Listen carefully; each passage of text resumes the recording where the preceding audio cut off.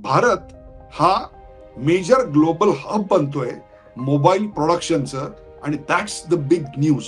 अगदी साध्या साध्या गोष्टींसाठी तुम्हाला आज आर्थिक व्यवहाराकरता मोबाईलची गरज असते. म्हणजे डोक्यात अक्कल आहे की नाही याला महत्व नाही, हातात मोबाईल आहे की नाही याला महत्व निर्माण झालेलं आहे. झोपताना सर्वात शेवटी कशाला स्पर्श केला तर मोबाईलला, आणि उठल्यानंतर सकाळी कशाला स्पर्श केला तो मोबाईलला.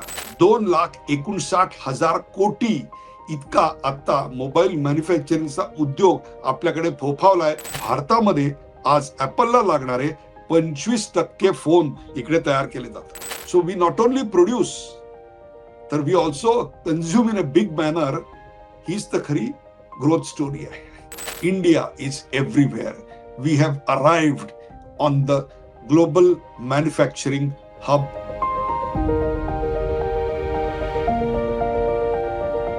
नमस्कार. द उदय निरगुडकर शो मध्ये आपल्या सगळ्यांचं मनपूर्वक स्वागत. प्रेक्षको, मी doctor Uday Nirgudkar. Mobile phone हा आपल्या शरीराच्या एखाद्या अवयवासारखा झालेला आहे. म्हणजे जसं हात बोट आहेत तसंच आता हा मोबाईल फोन झालेला आहे. अगदी लहान लहान मुलं सुद्धा मोबाईललाच जास्त चिकटलेली असतात. एखाद्याच्या घरात गेलं तेव्हा आई वडील कोपऱ्यात कुठेतरी मोबाईल मध्ये गर्क असतात, आजोबा आजी सुद्धा मोबाईल मध्ये काहीतरी बघत असतात, आणि मुलं असं सतत रीलवर काहीतरी बघत असतात. एकूणच काय तर मोबाईल फोन हा आपल्या आयुष्यातला एक महत्वाचा भाग बनलेला आहे. मोबाईल व्यतिरिक्त आपलं आयुष्य इमॅजिन करणं सुद्धा आपल्याला शक्य नाही. मग तुमचे बँकांचे व्यवहार असतील, फायनान्शियल इन्स्टिट्यूशन मध्ये काही पैशाची गुंतवणूक करणं असेल, किंवा कुठली बिल पेमेंट घरातली करणं असेल. म्हणजे मी अगदी काही मोठ्या मोठ्या बँकांच्या ऑपरेशनसाठी लागणारा मोबाईल म्हणत नाही. अगदी साध्या साध्या गोष्टींसाठी तुम्हाला आज आर्थिक व्यवहाराकरता मोबाईलची गरज असते. फक्त आर्थिक व्यवहाराकरता लागतात का, तर असं नाही. कोरोनाच्या काळामध्ये आपण पाहिलं की संपूर्ण अगदी केजी पासून पीजी पर्यंत, अगदी डॉक्टरेट पर्यंतचं शिक्षण सुद्धा आता मोबाईलवर इंटरनेटच्या माध्यमातून आपल्याकडे होतं हे दाखवून दिलंय. त्यामुळे शिक्षणाकरता, ट्रेनिंग करता आणि तुमचा एखादा छंद जोपासण्याकरता आज तुमच्या बरोबर मोबाईल असणं हे अत्यंत गरजेचं बनलेलं आहे. म्हणजेच फक्त आर्थिक ट्रान्झॅक्शनसाठी नाही, तर तुमच्या एज्युकेशन अँड ट्रेनिंगसाठी सुद्धा मोबाईलची गरज ही आज अपरिहार्य बनलेली आहे. संवाद. मनुष्य हा संवाद प्रिय आहे. एखाद्याला सांगितलं की तुला अशा ठिकाणी ठेवतो की जिकडे कोणाशीही तुझा संपर्क होणार नाही, तर त्याला वेळ लागेल. माणसाला संवादाची गरज असते. मग तो संवाद आपल्या व्यवसाय सर्कलमध्ये असतो, आपल्या कुटुंबाशी असतो, मित्र परिवाराशी असतो, एखाद्या छंद ग्रुपसाठी असतो. त्यामुळे या संवादासाठी जर सर्वात प्रभावी माध्यम कुठलं असेल तर ते आज मोबाईल आहे. प्रत्येकाला करमणुकीची गरज आहे, विविध प्रकारच्या करमणुकीची गरज आहे. कधी ती तुम्हाला एखादी सिरीज, वेब सिरीज बघावीशी वाटते, कधी तुम्हाला एखादी छोटीशी टेलिव्हिजनवरची सिरियल बघावीशी वाटते, किंवा आणखीन काही बघावं असं वाटतं. या सगळ्यासाठी आज मोठा पडदा किंवा घरातला टेलिव्हिजनचा पडदा कोणी बघत नाहीत, तर ते सगळे मोबाईलवर हुक्ड ऑन झालेले आहेत असं म्हटलं तरी हरकत नाही. जर तुम्ही लघु उद्योजक असाल तर तुमच्या व्यवसायाचं अस्तित्वच आता मोबाईलवर आहे. मोबाईलवर येणारा निरोप, फेसबुकवर होणारा अपडेट, त्याच्यात तुम्ही टाकलेली माहिती, या सगळ्या आधारावर तुमचा रोजचा व्यवसाय होत असतो. इतकंच काय, तो वाढणार की कमी होणार हे मोबाईलवर ठरतं. त्यामुळे तुमच्या व्यवसाय करता, रोजगाराकरता, तुमचा घर खर्च चालवण्याकरता, कमाई करता आता मोबाईल शिवाय पर्याय नाहीये. आणि सर्वात महत्वाचं म्हणजे काही व्यक्त होण्याकरता किंवा दुसऱ्यांनी काय व्यक्त केलंय हे जाणून घेण्याकरता आणि त्यावर आपलं मत व्यक्त करण्याकरता जर तुम्हाला हातात कुठल्या गोष्टीची गरज असेल, म्हणजे डोक्यात अक्कल आहे की नाही याला महत्व नाही, हातात मोबाईल आहे की नाही याला महत्व निर्माण झालेलं आहे. तर प्रेक्षको, युग कुठलं असेल ना, तर ते द्वापार युग, कलियुग जसं असतं ना, तसं सध्या मोबाईलचं युग निर्माण झालेलं आहे. या सगळ्यामुळे काय झालंय तर टॉक टाइम वाढलाय आणि फॅमिली टाइम कमी झालाय. माणसांमधला संवाद कमी झालाय आणि टॉक टाइम मात्र खूप वाढलाय. माणसं खूप बोलतात, व्यक्त होतात, फॉरवर्ड करतात, परंतु आपल्या शेजारी बसलेल्या, आपल्या कुटुंबातल्या व्यक्तीशी बोलतील याची काही गॅरंटी देता येत नाही. या सगळ्यामुळे फॉरवर्ड वाढलेत आणि लिस्निंग हे फार कमी झालंय. हे सगळं मी तुम्हाला अशा करता सांगतोय की आज सकाळ होते, ती सकाळ कराग्रे वसते लक्ष्मी असं काही कोणी हल्ली म्हणत नाहीत. तर पहिले काय करतात, तर उठल्यानंतर पहिले मोबाईल हातात घेतात आणि खटाखट स्टेटस चेक करायला लागतात. जणू काही रात्री काही महत्वाची घटना घडली आहे ती आत्ता मला तातडीनं कळली पाहिजे. आणि रात्री उशिरापर्यंत नवरा बायको दोघं बाजूबाजूला बसलेले असतात आणि ते आपापल्या मोबाईलवर काही ना काहीतरी बघत असतात रात्री 1:30-2 पर्यंत. आणि तीच गोष्ट घरातल्या वृद्धांची आणि तीच गोष्ट बाजूच्या खोलीत झोपलेल्या मुलांची. ती मुलं अंथरुणात बसून काही ना काहीतरी मोबाईलवर असतात. म्हणजे झोपताना सर्वात शेवटी कशाला स्पर्श केला तर मोबाईलला, आणि उठल्यानंतर सकाळी कशाला स्पर्श केला तो मोबाईलला. प्रेक्षको, हे सगळं तुम्हाला सांगायचं कारण मोबाईल आणि मोबाईलची महती आणि त्याचं ऍडिक्शन हे नाहीये, तर त्याच्या आडून भारताची एक ग्रोथ स्टोरी लिहिली जाते आणि त्याची अनाउन्समेंट भारत सरकारने दस्तूर पार्लमेंटमध्ये केली आहे. अश्विनी वैष्णव या मंत्र्यांनीच याची माहिती पार्लमेंटद्वारे संपूर्ण भारताला दिलेली आहे. 2014-15 मध्ये भारतातल्या मोबाईल प्रोडक्शनची जी काही व्हॅल्यू होती ती 1500 कोटी इतकी होती फक्त. परंतु आज 2025-26 मध्ये ती व्हॅल्यू कितीपर्यंत पोहोचली असेल? तुमच्या मोबाईलमध्ये किंवा कॅल्क्युलेटरमध्ये हा आकडा सुद्धा टाईप होणार नाही सहजरित्या, इतकी मोठी आहे. आणि ती म्हणजे 2,59,000 कोटी इतका आता मोबाईल मॅन्युफॅक्चरिंगचा उद्योग आपल्याकडे फोफावलाय. म्हणजे 2014-15 पेक्षा गेल्या 10 वर्षात 11 वर्षात ही वाढ तब्बल 164 कोटी आहे. आणि या सगळ्याची माहिती मंत्री, या खात्याचे मंत्री, आयटी आणि इलेक्ट्रॉनिक्स या खात्याचे मंत्री असलेल्या अश्विन वैष्णव यांनी पार्लमेंटमधून संपूर्ण भारताला दिली. आणि हा सगळा खेळ आपल्यासमोर मला मांडावासा वाटला. आज भारतामध्ये वापरले जाणारे जवळपास 99.2% मोबाईल हे या देशात बनतात. आणि तुम्ही मोबाईलची मागची बाजू काढून बघा, त्याच्यावर मेड इन असं लिहिलेलं असतं. त्याच्याविषयी मी नंतर बोलणार आहे. परंतु आज, पूर्वी ते आपल्याकडे चायना लिहिलेलं असायचं, परंतु आता इथे भारत हे नाव असतं. आणि त्याच्यामुळे इथे थेट रोजगार, डायरेक्ट रोजगार 12 लाख लोकांना मिळालाय. आणि इनडायरेक्ट रोजगार म्हणजे त्यांच्यावर अवलंबून असले, त्याला ट्रान्सपोर्ट करणारे, अन्न देणारे, त्यांच्यासाठी इतर सगळ्या सेवा वस्तू पुरवणारे यांची संख्या तर काही कोटींमध्ये असेल. आणि हे सगळं कशामुळे शक्य झालं? तर प्रोडक्शन लिंक इन्सेंटिव्ह स्कीममुळे, ज्याच्यामुळे 19,000 कोटी रुपये प्रोडक्शन लिंक इन्सेंटिव्ह स्कीममुळे या सगळ्या व्यवहारात आपल्याला आलेले दिसले. त्यामुळे आता भारत हा मेजर ग्लोबल हब बनतोय मोबाईल प्रोडक्शनचं. आणि दॅट्स द बिग न्यूज. तुमच्या लक्षात येत आहे का की हे केवढं मोठं रेव्होल्युशन आहे? याचं कारण आपला ओव्हरऑल इलेक्ट्रॉनिक आयटमचा एक्सपोर्ट जो आहे ना, त्याचा आकडा आता विक्रमी 4,24,000 कोटी इतका आहे. आता तुम्ही म्हणाल की हे सगळं कशामुळे घडलं? तर हे घडलं फोकस्ड अप्रोच. एखाद्या इंडस्ट्रीचा एक्सपोर्ट वाढावा याच्याकरता सरकारनं भरभक्कम पाठिंबा दिला, उद्योगस्नेही वातावरण निर्माण केलं, योग्य वेळी योग्य ते निर्णय घेतले, योग्य ते पॉलिसी डिसिजन्स उद्योग जगतापर्यंत पोहोचवले. आणि उद्योग जगत आणि सरकार यांनी एकत्रितरित्या काम केलं. तर ही जी इलेक्ट्रॉनिक व्हॅल्यू चेन आहे, ती व्हॅल्यू चेन किती रोजगार निर्माण करते आणि या देशात किती संपत्ती निर्माण करते, हे आपल्याला या आयफोनच्या उत्पादनातून या देशाने दाखवून दिलेलं आहे. आता तुम्ही म्हणाल की आयफोनच्या मॅन्युफॅक्चरिंग मध्ये आपण एवढी पोझिशन हासिल केली, मिळवली, पुढं काय? आता पुढचं किंवा इलेक्ट्रॉनिक विश्वाचं पुढचं पाऊल असणार आहे ते म्हणजे सेमी कंडक्टर आणि चिप मॅन्युफॅक्चरिंग. या 2 क्षेत्रामध्ये आपल्याला प्रगती करावी लागेल. आणि म्हणून भारत सरकारने सेमिकॉन इंडिया हा प्रोग्राम लॉन्च केला, ज्याच्यामधून नुसती चिप नाही तर चिपच्या बाजूची सगळी इकोसिस्टीम डेव्हलप होते. आज प्रचंड मोठ्या प्रमाणात आर्टिफिशियल इंटेलिजन्सचा बोलबाला आहे प्रत्येक क्षेत्रामध्ये.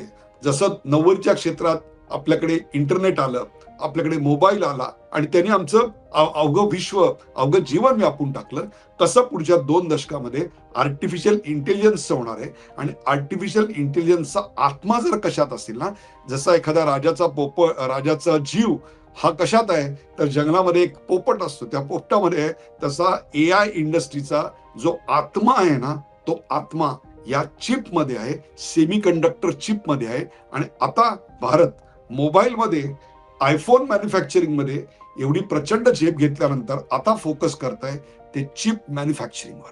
आणि हे जे चिप मिशन आहे त्याच्यामध्ये आर्टिफिशियल इंटेलिजन्सच्या युगात सुद्धा खूप मोठ्या प्रमाणात जॉब्स निर्माण होणार आहेत. And that's the big news.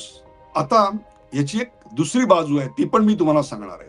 जसे हे आकडे आपल्याला अत्यंत भारावून टाकतात आणि आपल्या देशाविषयी आपल्या मनामध्ये अभिमान निर्माण होतो, तशीच याला एक दुसरी झालर आहे ती पण मला सांगितली पाहिजे.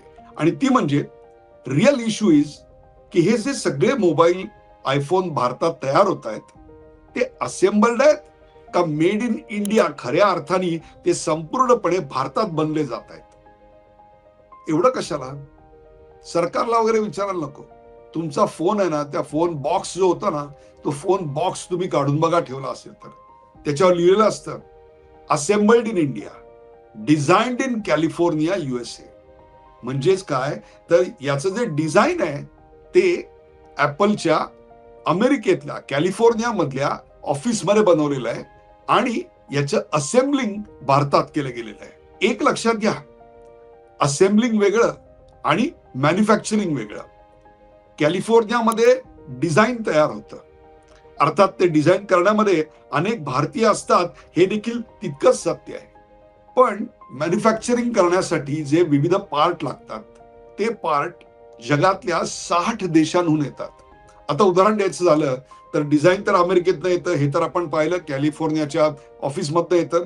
तायवानमधून याचे जे छोटे आयफोन मधले कॅमेरे असतात ना, ते तायवानमधून येतात. ह्याचे सेन्सर जे आहेत, कॅमेऱ्याचे सेन्सर्स, ते जपानमधनं येतात आणि याची बॅटरी चायनामधनं येते आणि हे सगळं अत्यंत गुप्त रीतीनं केलं जातं की ज्याचा थांगपत्ता कोणालाही लागू शकत नाही. Because the strength is not just in design but it supply management chain. कुठून कसे 60 देशातून कोणते सप्लायर काय काय देतात आणि ते कसे येतात याचं गुपित राखणं आणि त्यातली गुणवत्ता राखणं हेच तर या आयफोन मॅन्युफॅक्चरिंगच्या यशाचं मर्म आहे. कोरोना आल्यानंतर चायना +1 ही पॉलिसी आली. म्हणजे आतापर्यंत ग्लोबल मॅन्युफॅक्चरिंग हब कुठलं होतं तर ते चायना होतं. मी अनेकदा चायनाला गेलेलो आहे.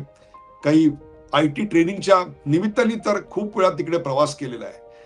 तुम्हाला सांगतो, एका शहरापासून दुसऱ्या शहरापर्यंत जाताना मैलोन मैल पसरलेल्या मॅन्युफॅक्चरिंग लाईन्स आणि त्याच्यात अर्धकुशल, अर्धतंत्रशिक्षित किंवा तंत्रशिक्षित असे कामगार, आणि त्यात स्त्री पुरुष दोन्ही आहेत, मान खाली घालून 12-12, 14-14 तास काम करताना दिसतात. आणि तिथे जे प्रोडक्शन तयार होतं ते चीप क्वालिटीचं असं एक त्याला लेबल लावलं गेलं, पण त्याही पेक्षा सुद्धा जगात ते चाललं याचं कारण त्याची व्हॅल्यू, त्याची किंमत अतिशय कमी होती.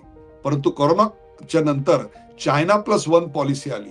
संपूर्ण जगात आयफोन मॅन्युफॅक्चरिंग करता एकट्या चायनावर डिपेंड राहायचं नाही असं ठरवण्यात आलं आणि मग त्याचा एक मोठा मॅन्युफॅक्चरिंग बेस हा भारताकडे सरकला आणि भारतामध्ये आज ऍपलला लागणारे 25% फोन इकडे तयार केले जातात. हा आकडा विलक्षण मोठा आहे, तुम्हाला मी सांगतो. आणि भारताचं जर तुम्ही म्हणाल तर भारत हा नुसता आयफोन 17 आता जो आला तो बनवत नव्हता, तर त्याचा सर्वात मोठा कन्झ्युमर सुद्धा भारत होता. So we not only produce तर we also consume in a big manner. हीच तर खरी ग्रोथ स्टोरी आहे. एकीकडे अमेरिका आणि चायना यांच्यामध्ये टॅरिफ आणि ट्रेड वॉर चालू आहे आणि ट्रम्प बाबा कधी कोणावर काय कृपा किंवा अकृपा दाखवतील काही सांगता येत नाही. त्यामुळे ऍपलला एक ट्रस्टेड कंट्री पार्टनर पाहिजे होता. They wanted to diversify their supply chain आणि त्यांच्या डोळ्यासमोर नाव आलं ते कुठलं तर ते भारताचं. याचं कारण इथलं उद्योग स्नेही वातावरण, त्याहीपेक्षा जवळपास 1200 कंपन्यांनी इथे 2014 पासून मोठे मोठे मॅन्युफॅक्चरिंग प्लांट जसे चालू केले तशी त्यांची R&D सेंटर्स सुद्धा चालू केली. आणि म्हणून ऍपलनी इथे फॉक्सकॉन बरोबर, टाटा बरोबर आणि पेगॅट्रॉन बरोबर टायअप केला आणि इथे ऍपलच्या मोबाईल फोनचा, आयफोनचा एक मोठा मॅन्युफॅक्चरिंग बेस तयार करण्यात आला. ऍपलचं म्हणजेच आयफोन 17चं जवळपास सर्व उत्पादन कुठे झालं असेल तर ते भारतात करण्यात आलं. हे आपलं वैशिष्ट्य आहे. That's our excellence in production. भारताचं हे यश पाहिल्यानंतर ऍपल आता भारताकडे एक मेजर ग्लोबल मॅन्युफॅक्चरिंग हब म्हणून पाहतोय.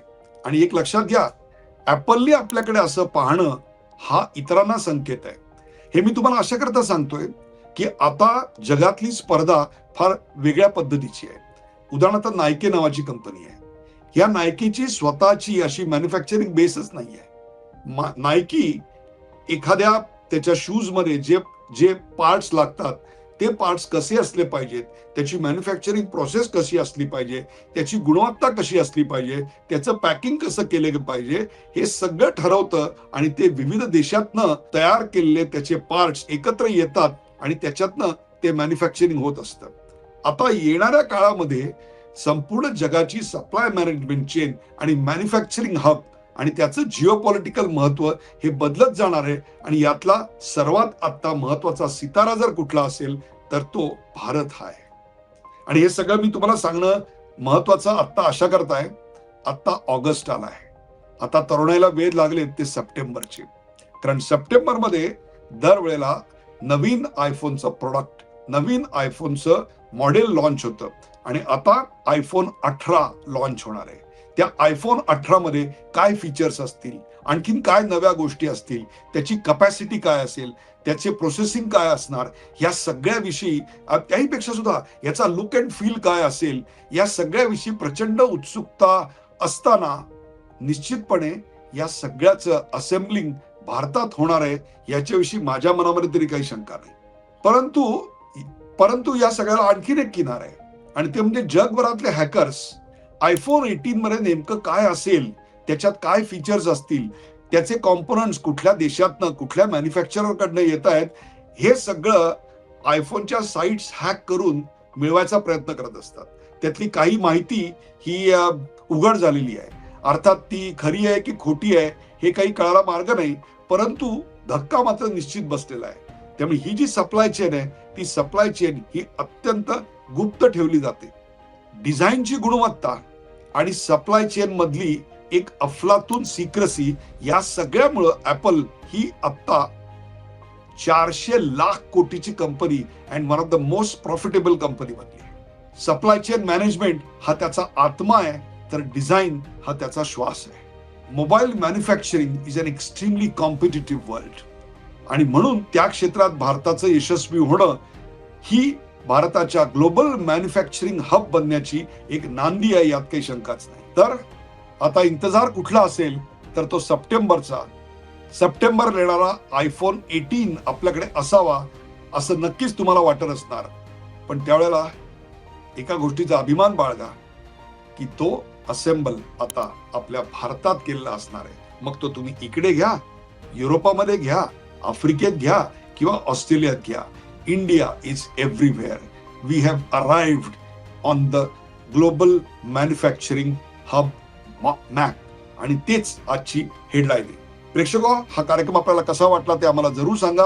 अशा प्रकारचे नवनवीन विषय घेण्यासाठी आम्हाला प्रेरित करा, शेअर करा, सबस्क्राईब करा, लाईक करा. पाहायला विसरू नका द उदय निरगुडकर शो.